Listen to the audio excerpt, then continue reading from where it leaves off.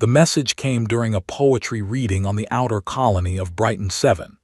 Ambassador Atren had been listening to a human child recite verses about Earth's oceans when his data tablet began flashing emergency red. Around him, other species representatives shifted in their seats, elegant and patient. They loved these cultural exchanges. Humans brought such strange emotions to the galaxy. Atren's 4 arms moved quickly across the screen. His compound eyes processed the information faster than most species could blink. What he read made his crystalline exoskeleton turn a shade darker. The first law had been broken. After 47,000 galactic cycles, someone had targeted children. Human children. The Vakral Syndicate had raided Brighton 7's farming district 3 hours ago. 12 young ones taken. Witnesses reported the pirates laughing as they loaded the screaming kids onto their ship. They thought it was just business, another commodity to sell in the outer markets where regulations meant nothing. Atren stood abruptly, interrupting the poetry reading. The human child stopped mid-verse, confused. Parents looked up with concern. Nobody interrupted cultural events. It was considered deeply rude across all civilized worlds. "Forgive me," Atren said in his clicking voice. "Emergency council session, immediately." He left without explanation. Behind him, murmurs spread through the crowd. Something had rattled the usually calm ambassador. That alone was newsworthy. The council chamber filled within the hour. Representatives arrived from across 3 star systems, their ships dropping out of faster-than-light travel with urgent haste. The circular room hummed with worried conversations in a dozen languages. Holographic displays materialized in the center, showing the crime scene on Brighton 7. Amy Norton arrived last. The human ambassador moved through the chamber with tight, controlled steps. Her dark hair was pulled back severely. Her face showed nothing. But Atren had learned to read human body language over the past year. The way her jaw clenched, how her hands stayed perfectly still at her sides. She was furious beyond words. "The first law protects all children," Atren began, addressing the assembled council. "No species has violated this law in recorded history. The Vakral Syndicate has committed an unthinkable crime."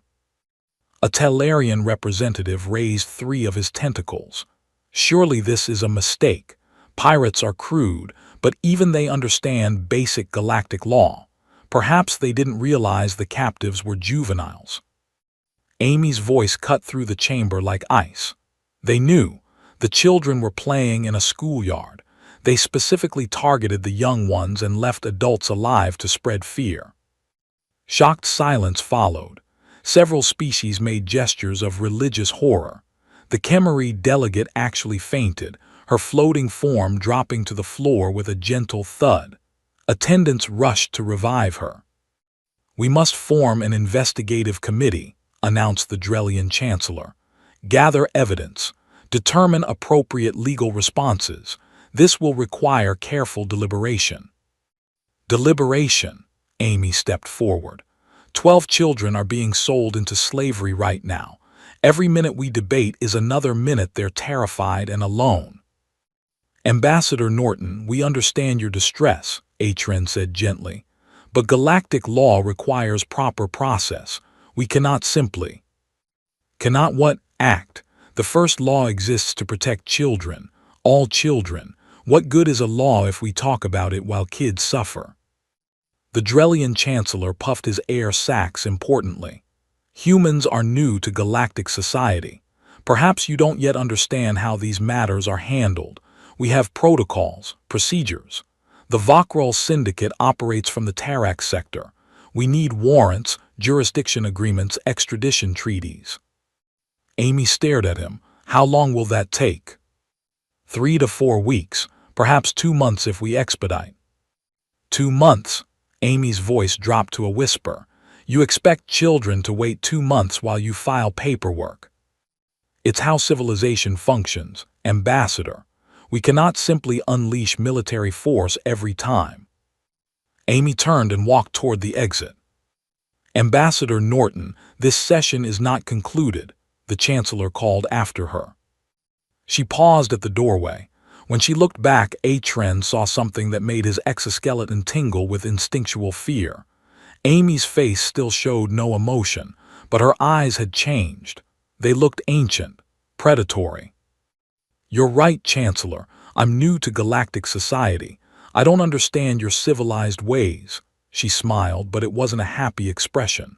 "So I'll handle this the human way." The door closed behind her. The council erupted in confused chatter. What did she mean? Surely humans wouldn't violate galactic protocols. They'd worked so hard to earn their place among the stars. They wouldn't throw away years of diplomatic progress over a criminal matter. Atren knew better. He'd studied Earth history as part of his assignment. He'd read about humanity's evolution on their dangerous world, how they'd climbed to the top of the food chain through persistence and pack loyalty, how they protected their young with ferocious dedication.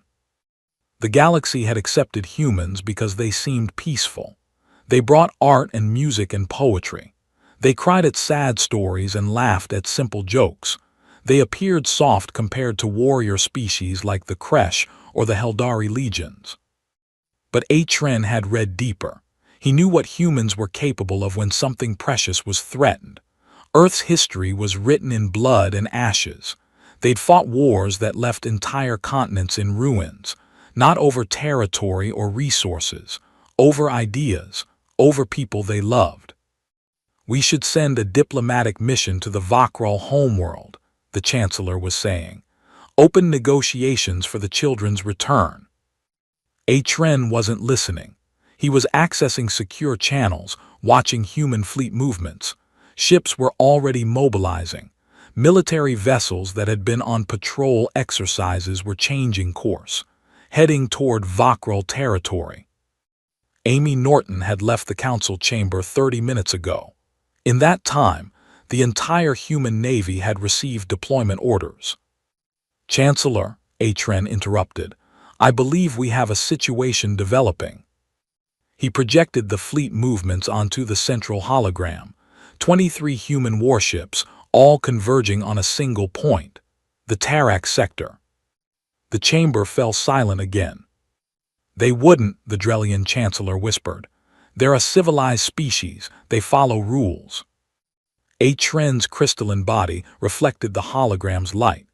"Perhaps we don't understand what civilization means to humans. Perhaps their rules are different when children are involved." Across the galaxy, the Vakral pirates were celebrating their successful raid. They had no idea what was coming for them. They'd broken the first law, thinking it was just an old tradition, words in ancient texts. They were about to learn why the law existed in the first place, not because species had evolved beyond such cruelty, but because in the ancient past, someone had tried it once, and the retaliation had been so terrible that every civilization since had remembered the lesson. Now humanity was going to teach it again.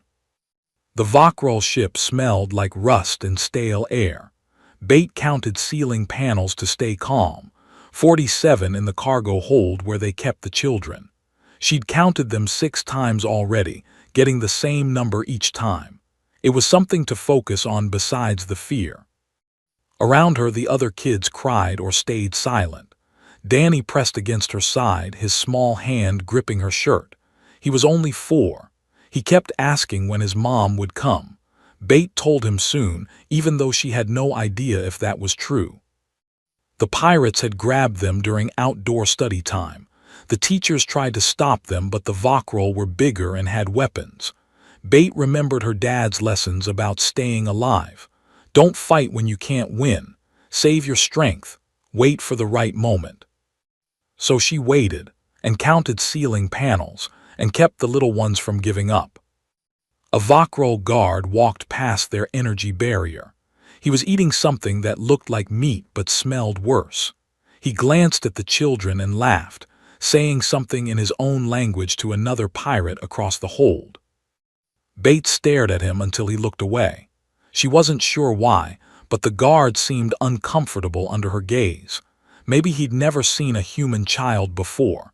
Maybe he expected them to be more afraid. 3 days passed in the cargo hold. The pirates brought food twice a day, nutrient bars that tasted like cardboard, water that was clean enough. They weren't trying to harm the children, Bate realized. They were keeping the merchandise in good condition. That thought made her stomach turn. But it also told her something important. The pirates saw them as valuable. That meant they had time. On the 4th day, Bate started teaching the others. Hand signals her dad had shown her when they went hiking in Brighton 7's wilderness. Ways to communicate without speaking. The older kids learned fast. Even Danny managed to remember the sign for danger and the one for stay quiet. "Why are we learning this?" asked a girl named Lisa. She was 10, with red hair and freckles across her nose. "Because we might need to escape," Bate whispered. "And if we do, we can't make noise." "How are we going to escape? We're locked in." Bate had been watching the energy barrier for 3 days. She'd noticed it flickered slightly every 6 hours, something in the ship's power grid cycling. The flicker lasted maybe 3 seconds, not enough time to slip through, but it meant the barrier wasn't perfect. "We might not escape," Bate admitted, "but if someone comes to rescue us, we need to be ready to help." Lisa looked doubtful. "Who's coming to rescue us? We're in the middle of space." "Our families," Bate said simply. "They'll come." She believed it completely. Her dad had told her stories about Earth, about how humans protected their own, how they never left anyone behind. It was just what they did. The Vakro leader visited on the 5th day. He was bigger than the other pirates, with scars across his scaled face. He studied the children through the barrier like someone examining livestock at a market. "Good condition," he said in broken standard galactic. "Will bring high price. Many species want servants who grow loyal young." Bate stood up. She was small for 9 years old, barely reaching the leader's chest even if the barrier wasn't between them, but she looked right at him. "You made a mistake," she said clearly. The Vakro leader tilted his head. "Child speaks, amusing. You took human children. That's against the first law." He laughed, a rasping sound. "Old law, nobody enforces. Galaxy is soft now, civilized." He said the word like it tasted bad. "Your people are new, weak. Nobody cares about new weak species." "You're wrong," Bates said. "You don't know anything about humans." "I know enough. You cry, you feel too much. You have no claws, no armor, no venom. Weak species make good servants." Bates smiled. It wasn't a happy smile. She'd seen her dad make that same expression once when someone threatened their family. "Humans are from Earth. Do you know what kind of world that is?" The Vakro leader lost interest. He turned away, giving orders to his crew in their language.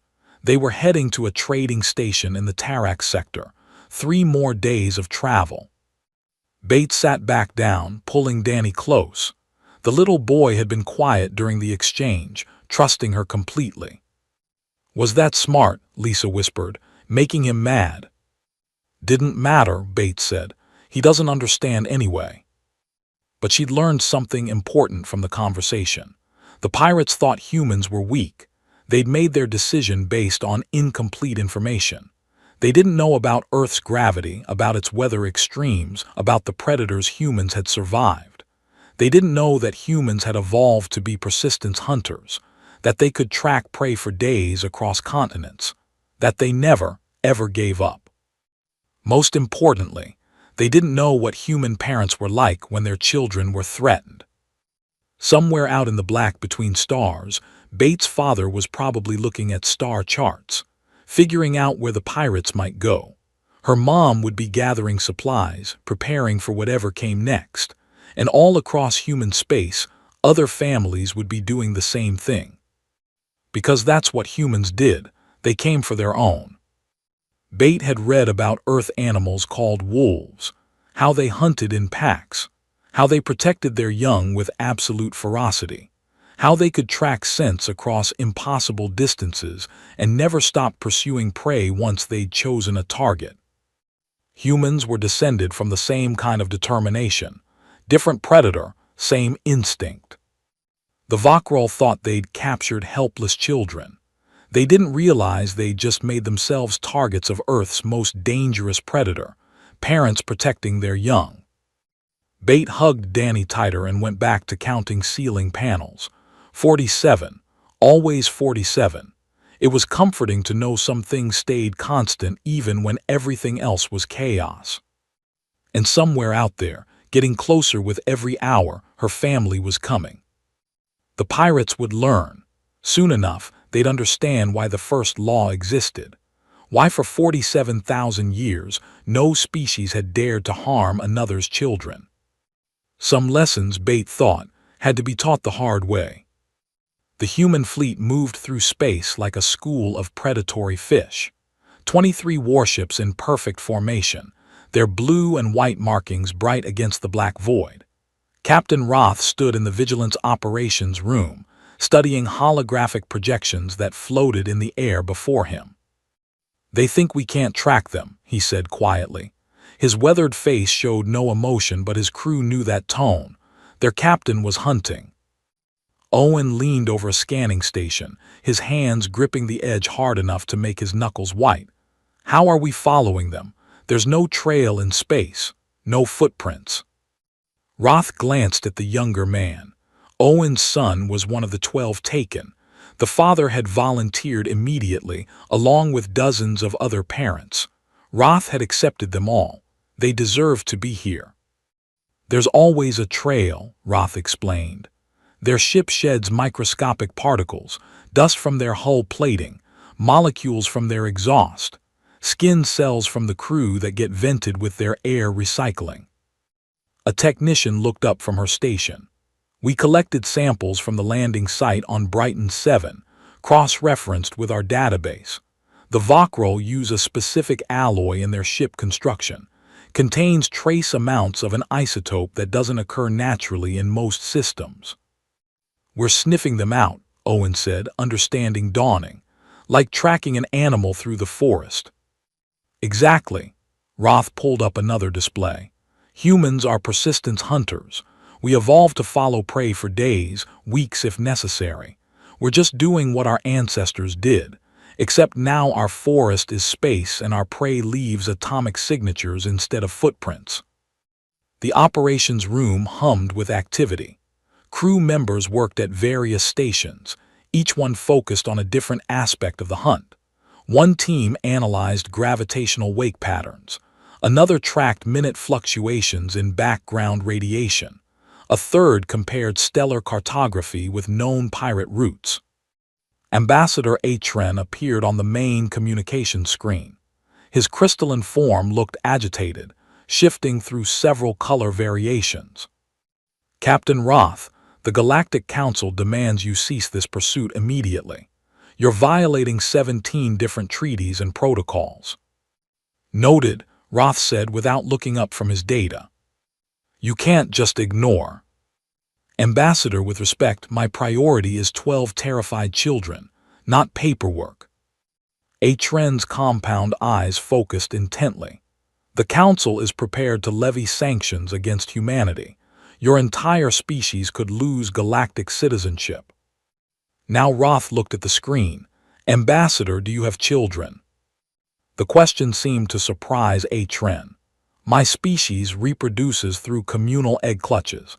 I have contributed genetic material to 3 hatchings." "If those hatchlings were taken, what would you do? Wait for committee meetings, file proper forms?" Atren was silent for a moment. His crystalline body shifted to a deep blue color. What humans had learned meant deep thought in his species. "I would hunt," Atren admitted quietly. "Protocol would not matter." "Then you understand." "I do, but I am not the Council. They fear what you represent, Captain. A species that puts emotion before law. It threatens the order they've built over millennia." Roth nodded. "Tell them something for me. Tell them humans have a saying, don't start nothing, won't be nothing. We didn't break the first law, we're just enforcing it. HFY's form flickered. I will relay your message. And Captain, off the record, I hope you find them. The screen went dark. Owen straightened from his station. We've got them. Iron Trail leads to the Tarak sector. They're heading for a trading station. Show me. The hologram shifted, displaying a region of space dotted with asteroid fields and debris clouds. A small station orbited a barren moon, its profile showing typical pirate infrastructure. Docking bays, warehouses, minimal defenses. They're not expecting trouble, noted the tactical officer. Station shield generators are operating at 30% capacity. Roth studied the layout. They think they're safe. Pirates have operated from Tarak for decades without interference.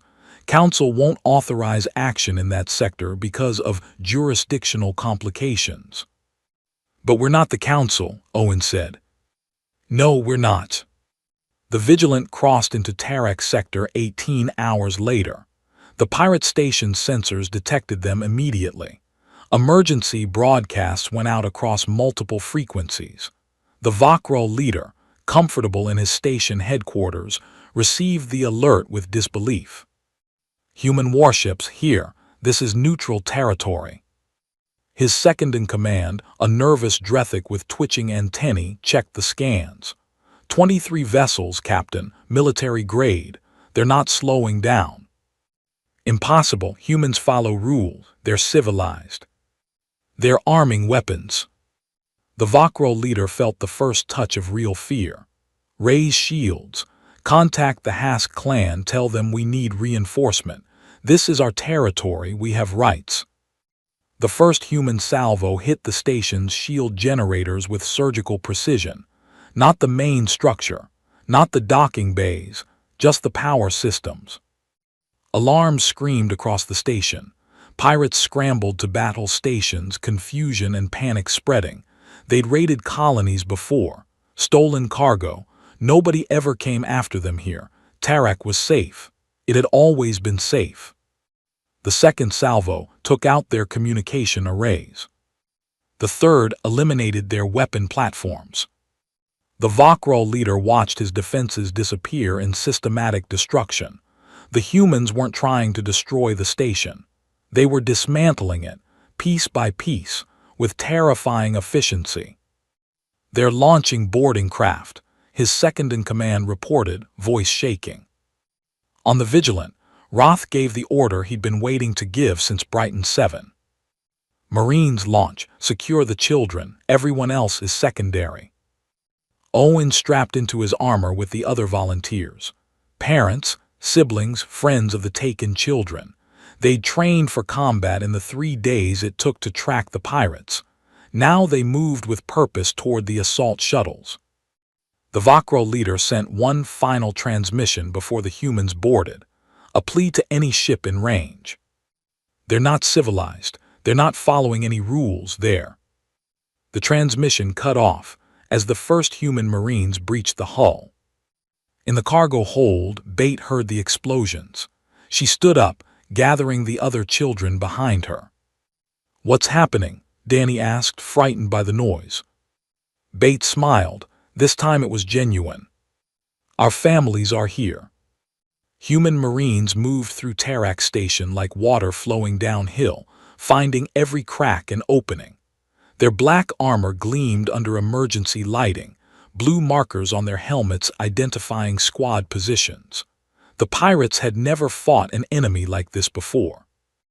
Vakro warriors were strong. Their scales could deflect most energy weapons at low settings.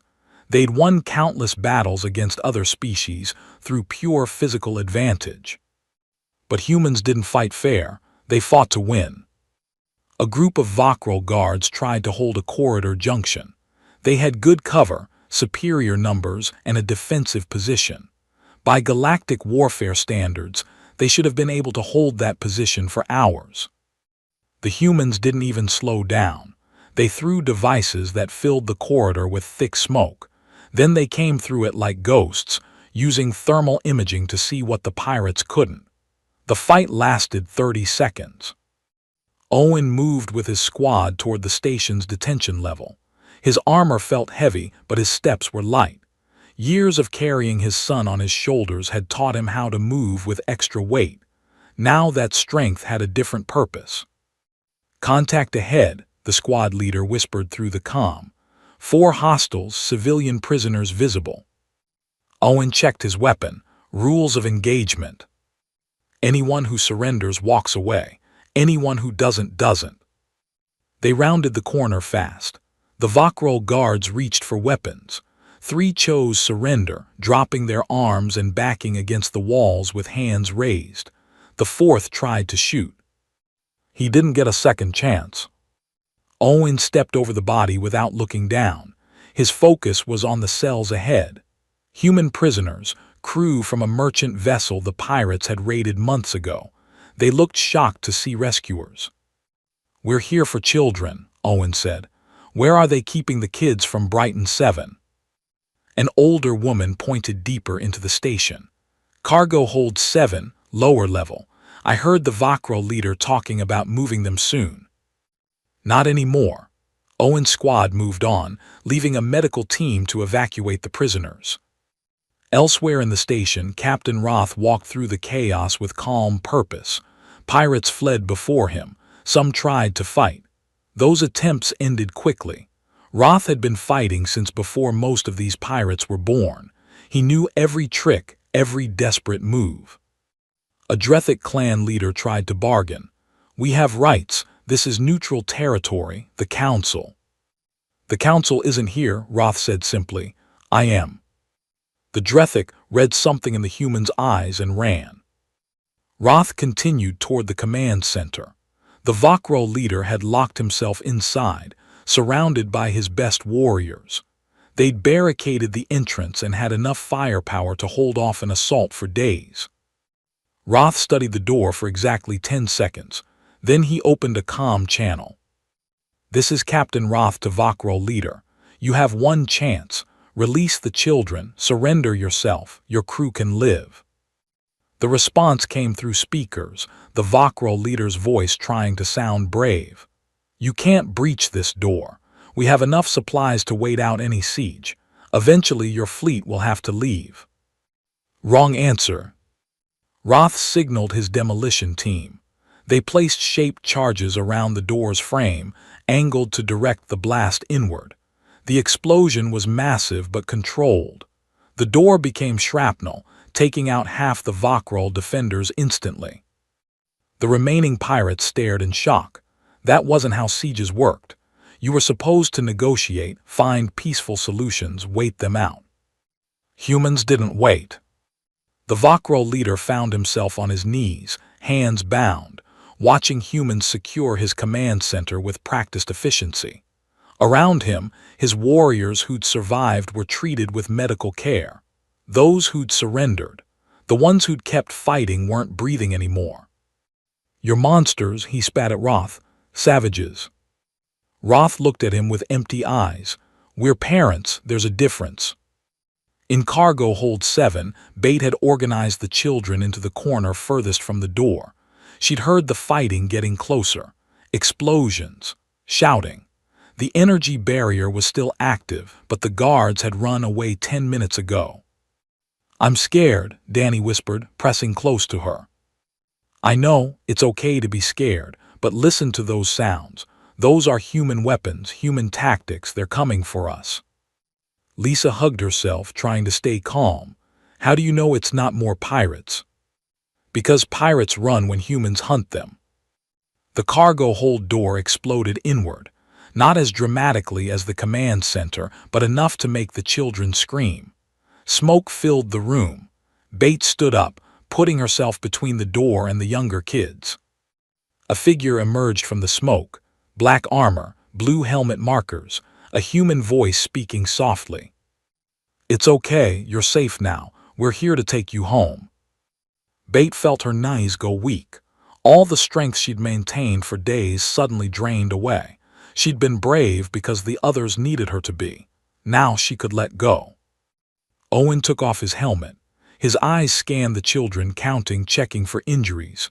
12 kids, all alive, all relatively unhurt. "Where's my dad?" one of the boys asked. "Probably looking for you right now." Owen opened the comm channel. "All teams, this is Rescue Squad. We have the children. Repeat, we have all 12 children. They're safe." The response was immediate. Every human on the station stopped what they were doing and cheered. It echoed through corridors and across comm channels, a sound of pure relief and joy. Other squads began arriving at the cargo hold, parents finding their children. The reunions were loud and tearful. Danny's mother dropped her weapon and ran to her son, scooping him up despite him being almost too big to carry. Lisa's father couldn't speak, just held his daughter and cried. Bate waited patiently. Her dad was probably coordinating the evacuation. He'd come when his duties allowed. That was how he was. But then he was there, running through the door, still in his command uniform. He saw her and stopped, as if he couldn't quite believe it. "Hey, Dad," Bate said, trying to smile. He crossed the distance in 3 steps and pulled her into a hug that lifted her off her feet. She was supposed to be brave, supposed to stay strong, but feeling her father's arms around her, finally safe, she buried her face in his shoulder and let herself cry. Around them, the station was secured. Pirates were being processed for trial. The children were being checked by medical teams, and the galaxy was learning a new lesson about humanity. Rules mattered, laws mattered, civilization mattered. But children mattered more. The Galactic Council chamber had never been this full. Representatives from every member species crowded the circular space, overflow delegations standing in the upper galleries. News of the Tarak raid had spread across known space in hours. Everyone wanted to witness what happened next. Ambassador Atren called the session to order with difficulty. The chamber buzzed with arguments in dozens of languages. Some species praised humanity's swift action. Others condemned the violation of galactic law. A few, notably the species who'd had problems with pirates themselves, stayed carefully neutral. "The matter before this council is unprecedented," Atren announced, his crystalline form shifting to a formal deep purple. "Humanity has violated territorial agreements, engaged in military action without authorization, and ignored 17 separate council directives." The Drellian chancellor stood, his air sacs inflating importantly. "This cannot stand. We are a civilization of laws. If every species took justice into their own hands whenever they disagreed with protocol, we would have chaos." Amy Norton sat at the human delegation table, calm and composed. She let them talk, let them express their outrage and concern. She'd expected this. "Ambassador Norton," Atren said finally, "the council requires your response to these charges." Amy stood slowly. She was good at reading rooms, understanding political currents. Half the chamber wanted to punish humanity. A quarter supported them quietly. The rest were waiting to see which way opinion shifted. "Time to shift it. Honored delegates, I hear your concerns. You're absolutely right. Humanity acted outside proper channels. We violated protocols that have maintained galactic peace for thousands of years." The chancellor looked satisfied. An admission of guilt would make sanctions easier to pass. Amy continued, "We did this because 12 children were suffering while you debated, because the first law, which all of you claimed to hold sacred, was being broken while you formed committees. We would have acted," a Khemri representative insisted, "given proper time to." "How much time? 2 months? 3? How long should children wait while their captors sell them like livestock?" The chamber grew quieter. Amy walked to the center where holographic displays could be activated. She pulled up footage from the rescue, medical scans of the children, reports of their treatment, nothing graphic, nothing meant to shock, just facts. Danny is 4 years old. He spent 6 days thinking his mother had abandoned him. Bate is 9. She kept 11 other children calm and hopeful while adults debated jurisdiction. She let that sink in. Delegates shifted uncomfortably. The first law exists to protect children. All children. Every species in this chamber understands that young ones are precious. You wouldn't let your own offspring suffer while lawyers argued about proper procedure. The Drellian Chancellor tried to recover. The law must apply equally. If humans can ignore protocol when emotionally compromised. We weren't emotionally compromised. Amy's voice cut like ice. We were focused, single-minded, determined. Those aren't weaknesses. They're why the first law will never be broken again. HFY stepped forward. Ambassador Norton, what are you suggesting? I'm suggesting the Council faces a choice.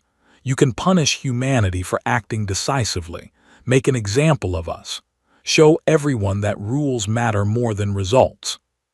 She paused, looking around the chamber.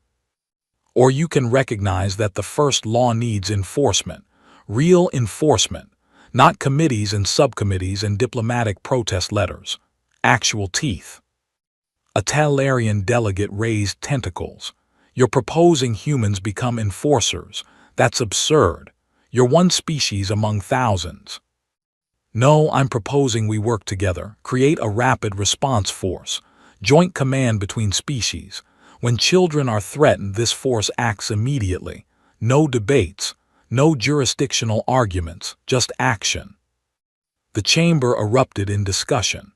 Amy let them talk while HFY processed her proposal.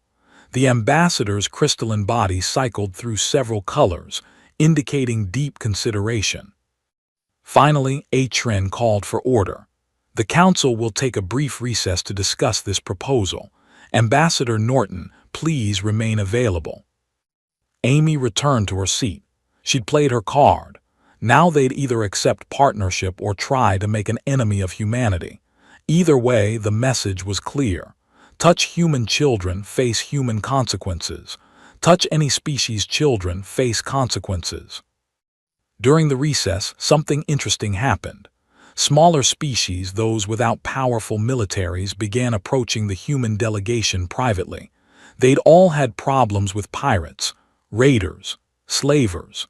The Council had promised protection but rarely delivered. If humans were willing to act for Brighton 7, a Sylvari representative whispered, would you act for others? Amy chose her words carefully. The first law protects all children, not just human ones. That answer spread quickly. By the time the Council reconvened, the political landscape had shifted. Species who'd been ignored by larger powers suddenly saw an ally in humanity, one that acted instead of just talking. HFY presented the decision with his usual formality. After extensive deliberation, the Council has reached a compromise. Humanity will face no sanctions for the Tarak incident. However, you must work within a new framework. He projected details of the Child Protection Initiative. Joint command, multiple species contributing forces, but humans providing training and tactical oversight. It wasn't everything Amy wanted, but it was close enough. Additionally, HFY continued, the captured pirates will be tried under a special tribunal. Human legal concepts regarding crimes against children will be incorporated into galactic law. The Drellian Chancellor looked defeated. He'd wanted to punish humanity, show them their place. Instead, the Council had just given them a position of authority. The Council recognizes, HFY concluded, that the first law remained unbroken for millennia not because species were civilized, but because they feared the consequences. Humanity has reminded us why that fear existed. Perhaps that reminder was necessary. After the session ended, HFY approached Amy privately. His crystalline form showed deep blue thoughtfulness. You manipulated that entire proceeding, he said without accusation, just observation. Amy smiled slightly. I presented facts and let the Council reach the obvious conclusion. Your species frightens many delegates. This protective instinct of yours, it's not just about children, is it? No, Amy admitted. Humans form bonds, family, friends, communities. We protect what we care about. Children are just the most precious part of that. HFY's color shifted to something humans had learned meant respect. The galaxy will need time to adjust to having humans as partners. You're very different from what we're used to. We'll try not to break too many things while you adjust. See that you don't, but Ambassador, thank you. The first law was becoming just words. Now it means something again. Amy watched him leave, then pulled up a communication to Captain Roth. The children were already back on Brighton 7, reunited with families, receiving counseling and care.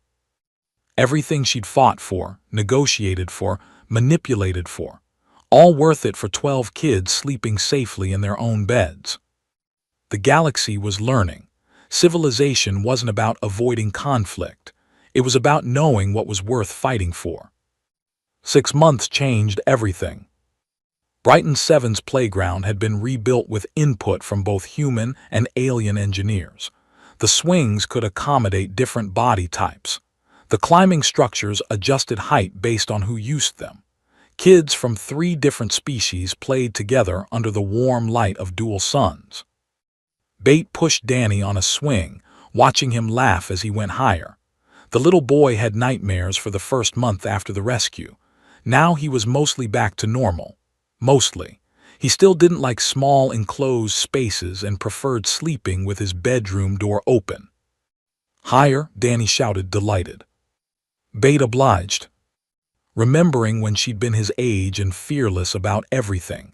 She'd grown up a lot in half a year, not just older, different. The other kids treated her like someone special now. The adults too. She wasn't sure how she felt about that. A shadow fell across the playground. Bait looked up to see a transport ship descending toward the landing pad. Human military markings, but smaller than a warship. The Child Protection Initiative's new rapid response shuttles. Admiral Roth stepped off the transport, accompanied by a mixed crew. Humans, yes, but also a Talarian, 2 Chemeri, and even a young Drethic who'd specifically requested human tactical training. Bait's father met Roth at the edge of the playground. They shook hands, old friends now rather than just officer and civilian. "How's the initiative working?" Bait's dad asked. Roth watched the children playing. "Better than expected. We've responded to 4 incidents in the past 6 months. Pirates released their captives before we even arrived. Word's gotten around that humanity doesn't negotiate. That children are off limits, period, no exceptions, no second chances." Roth smiled slightly. "Though we haven't had to fire a shot yet, reputation does the work now." On the other side of the galaxy, in a rehabilitation facility on a human agricultural colony, the Vakro leader worked in the fields. Not as punishment, exactly.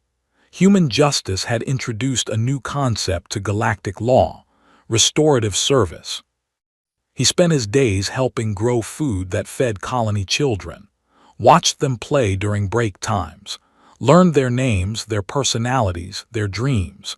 Every day forced him to see what he'd tried to destroy. It was, he admitted privately, more effective than prison.